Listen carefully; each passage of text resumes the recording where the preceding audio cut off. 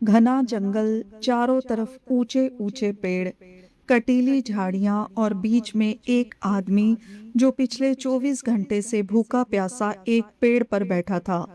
उसकी आंखों में थकान थी, लेकिन दिल में एक जिद थी। आज मैं देखूंगा, क्या सच में भगवान मुझे बिना कुछ किए भोजन दे सकते हैं। वो आदमी कोई और नहीं, संत मलूकदास जी थे। लेकिन उस समय वो संत नहीं थे, वो एक नास्तिक इंसान थे, जिसे भगवान पर जरा सा भी विश्वास नहीं था। कुछ दिन पहले की बात है। उनके गांव में एक साधु आया। हर सुबह गांव के लोग उनके पास बैठते, रामायण की कथा सुनते और भगवान के गुण गाते। मलूकदास जी भी एक दिन वहां पहुंच गए। साधु कह रहा था, इस संसार में सबसे बड़ा दाता कोई है तो वो भगवान है। वो हर जीव का पालन करता है, चाहे वो इंसान हो या पशु पक्षी। ये बात मलूकदास जी को बिल्कुल पसंद नहीं आई। उन्होंने तुरंत खड़े होकर कहा, महात्मा जी, अगर मैं कोई काम ना करूं, सिर्फ भगवान का नाम लूं, तो क्या भगवान मुझे भोजन देंगे। साधु ने शांत स्वर में जवाब दिया, अगर तुम्हारी भक्ति सच्ची होगी तो भगवान तुम्हें भूखा नहीं रखेंगे। ये बात मलूकदास जी के दिल में घर कर गई। उन्होंने सोचा, आज मैं इस बात की सच्चाई खुद जांचूंगा। और अगले ही दिन वो निकल पड़े, एक घने जंगल की ओर। जंगल इतना भयानक था कि वहां इंसान का जाना लगभग नामुमकिन था। ना कोई रास्ता, ना कोई सहारा, बस सन्नाटा।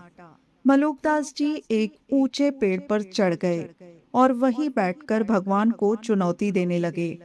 दिन बीत गया, सूरज ढल गया, रात का अंधेरा चारों तरफ फैल गया, लेकिन ना कोई भोजन आया, ना कोई मदद। भूख से उनका शरीर कांप रहा था, लेकिन जिद अभी भी कायम थी। उन्होंने मन ही मन कहा, देखता हूँ कब तक भगवान मेरी परीक्षा लेते हैं। पूरी रात बीत गई। अगले दिन दोपहर के समय अचानक उन्हें घोड़ों की आवाज सुनाई दी। वो सतर्क हो गए। कुछ ही देर में कुछ राजकीय अधिकारी वहां पहुंचे। उन्होंने पेड़ के नीचे बैठकर आराम करना शुरू किया। उनके पास स्वादिष्ट भोजन के डिब्बे थे। जैसे ही उन्होंने खाना निकालना शुरू किया, अचानक एक जोरदार दहाड़ पूरे जंगल में गूंज उठी। शेर की आवाज सुनते ही सभी अधिकारी डर के मारे भाग गए। घोड़े बिदक गए और भोजन वही छूट गया। ऊपर बैठे मलूकदास जी ये सब देख रहे थे। उनके चेहरे पर हल्की मुस्कान आई। उन्होंने सोचा, लगता है भगवान ने मेरी सुन ली, इसलिए भोजन यहाँ तक पहुंचा। लेकिन वो अभी भी नीचे नहीं उतरे, क्योंकि वो देखना चाहते थे, क्या भगवान मुझे खुद खिलाएंगे या मुझे खुद ही नीचे उतरना पड़ेगा। समय बीतता गया। कुछ देर बाद वहां से डाकुओं का एक दल गुजरा। उन्होंने जैसे ही चमकते बर्तनों में रखा खाना देखा, तो उनके मन में शक पैदा हो गया। एक डाकू बोला, इतने सुनसान जंगल में खाना, जरूर कुछ गड़बड़ है। उनके सरदार ने कहा, पहले पता लगाओ ये खाना यहाँ किसने रखा है। सभी डाकू चारों तरफ फैल गए। तभी एक डाकू की नजर ऊपर पेड़ पर बैठे मलूकदास जी पर पड़ी। उसने तुरंत सरदार को बताया। सरदार ने गुस्से से ऊपर देखा और चिल्लाया, अरे तू ऊपर क्या कर रहा है, नीचे उतर। मलूकदास जी डर गए, लेकिन फिर भी बोले, मैंने कुछ नहीं किया, ये भोजन मैंने नहीं रखा। डाकू मानने को तैयार नहीं थे। उन्होंने सोचा, जरूर इसने खाना जहरीला बनाया है। सरदार ने आदेश दिया, इसे नीचे उतारो और पहले इसी को खाना खिलाओ। दो तीन डाकू पेड़ पर चढ़ गए और छुरा दिखाकर मलूकदास जी को नीचे ले आए। अब उनके सामने दो ही रास्ते थे, या तो वो खाना खाए या अपनी जान गंवा दे। कांपते हाथों से उन्होंने भोजन का पहला कौर उठाया। उनका दिल तेजी से धड़क रहा था, लेकिन जैसे ही उन्होंने खाना खाया, उन्हें समझ आ गया कि ये भोजन बिल्कुल सुरक्षित है। धीरे धीरे उन्होंने पूरा भोजन कर लिया। डाकुओं ने कुछ देर इंतजार किया।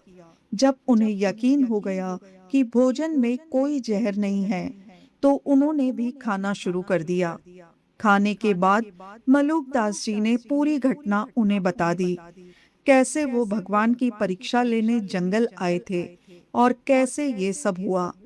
डाकुओं के सरदार ने मुस्कुराते हुए कहा, आज तेरी परीक्षा नहीं हुई, आज भगवान ने तुझे सिखाया है। ये शब्द सुनते ही मलुकदास जी की आंखें खुल गई। उन्हें समझ आ गया कि भगवान ने ना सिर्फ भोजन भेजा, बल्कि उन्हें मजबूर करके अपने हाथों से खिलाया। बस तरीका थोड़ा अलग था। उस दिन एक नास्तिक इंसान का जन्म खत्म हुआ और एक सच्चे भक्त का जन्म हुआ। गांव लौटते ही मलुकदास जी ने सबसे पहले एक दोहा कहा, अजगर करे न चाकरी, पंछी करे न काम, दास मलुका कह गए, सबके दाता राम। इस दोहे का अर्थ बहुत गहरा है। अजगर कोई नौकरी नहीं करता, पक्षी कोई काम नहीं करते, फिर भी उनका पेट भरता है, क्योंकि इस संसार का पालनहार कोई इंसान नहीं, बल्कि खुद भगवान है। संगत जी, इस साखी से हमें एक बहुत बड़ी सीख मिलती है। जब हम अपने जीवन में डर जाते हैं, जब हालात हमारे खिलाफ हो जाते हैं, जब हमें लगता है कि अब कुछ नहीं हो सकता, तब हम सबसे पहले क्या खोते हैं? अपना विश्वास। और जैसे ही विश्वास जाता है, हमारा मन हम पर ही हावी हो जाता है। लेकिन अगर हम उस वक्त भी अपने गुरु नानक पर भरोसा बनाए रखें, तो रास्ता चाहे कितना भी मुश्किल क्यों न हो, मदद जरूर मिलती है। बस तरीका हमारे समझ से अलग हो सकता है। इसलिए कभी भी अपने विश्वास को कमजोर मत होने दीजिए, क्योंकि जब इंसान हार मान लेता है, तब मालिक अपने तरीके से उसे संभाल लेता है। अगर आपको ये साखी दिल से छू गई हो, तो वीडियो को लाइक जरूर करें और ऐसे ही सच्ची और प्रेरणादायक साखियों के लिए चैनल को सब्सक्राइब करना ना भूलें। धन गुरु नानक।